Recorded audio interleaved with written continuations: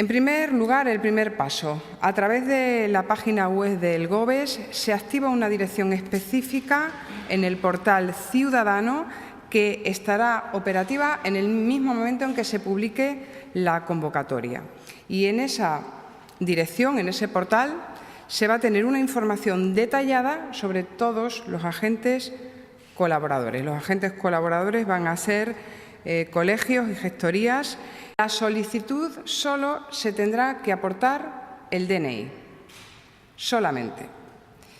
Los agentes colaboradores harán toda la tramitación posterior, es decir, harán el alta a tercero y la declaración responsable.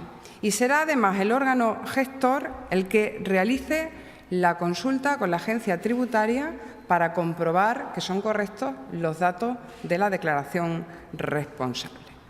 Es decir, se elimina el requisito del certificado de la agencia tributaria para simplificar la tramitación.